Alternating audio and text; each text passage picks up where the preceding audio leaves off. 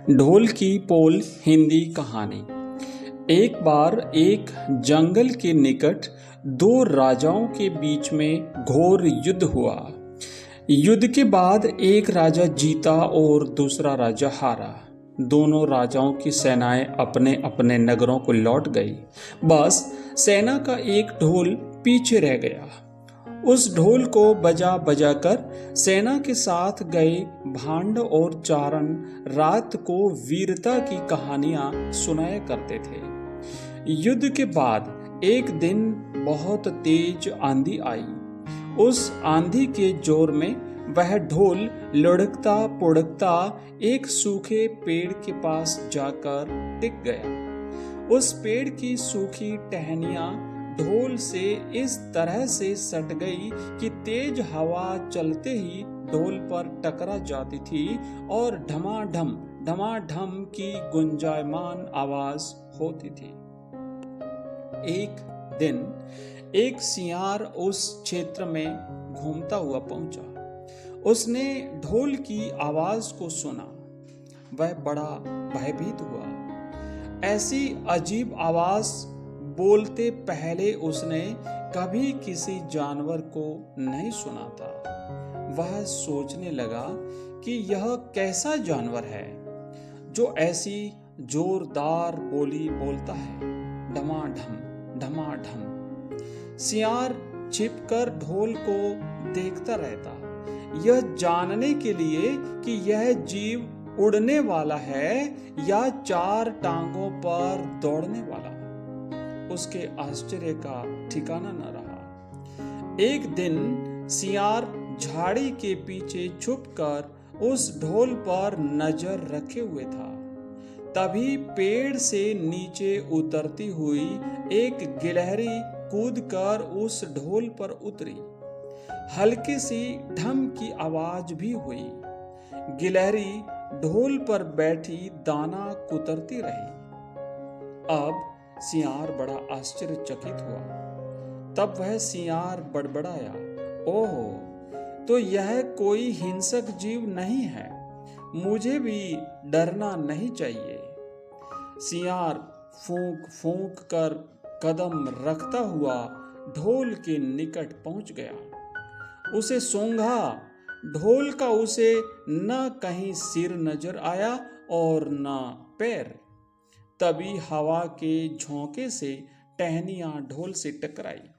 ढम ढम की आवाज हुई और सियार उछलकर पीछे जा गिरा। अब समझ आया। सियार उठने की कोशिश करता हुआ बोला, यह तो बाहर का खोल है, जीव इस खोल के अंदर है। आवाज बता रही है कि जो कोई जीव इस खोल के भीतर रहता है वह मोटा ताजा होना चाहिए, चर्बी से भरा हुआ शरीर, तभी ये ढम ढम की जोरदार बोली बोलता है। अपनी मांद में घुसते ही सियार बोला, ओ सियारी, अपनी पत्नी को संबोधित करते हुए कहने लगा, दावत खाने के लिए तैयार हो जा। एक मोटे ताजे शिकार का पता लगाकर आज मैं आया हूं। तब उसकी पत्नी सियारी पूछने लगी, तुम उसे मारकर क्यों नहीं लाए? तब उस सियार ने झिड़की दी, क्योंकि मैं तेरी तरह मूर्ख नहीं हूं। वह एक खोल के भीतर छिपा बैठा है। खोल ऐसा है कि उसमें दो तरफ सूखी चमड़ी के दरवाजे हैं। मैं एक तरफ से हाथ डालकर उस शिकार को पकड़ने की कोशिश करता तो वह शिकार दूसरे दरवाजे से भाग न जाता।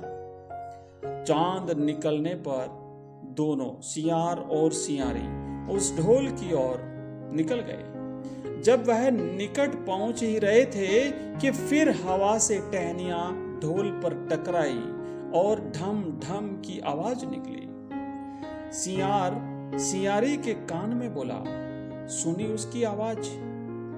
जरा सोच, जिसकी आवाज ऐसी गहरी है वह खुद कितना मोटा ताजा होगा। दोनों सियार और सियारी ढोल को सीधा करके उसके दोनों ओर बैठ गए और लगे दांतों से ढोल के दोनों चमड़ी वाले भाग के किनारे फाड़ने।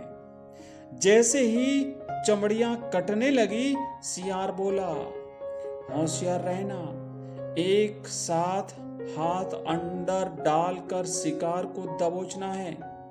दोनों ने की आवाज के साथ हाथ ढोल के भीतर डाले और अंदर टटोलने लगे। अंदर कुछ नहीं था, एक दूसरे के हाथ ही पकड़ में आए।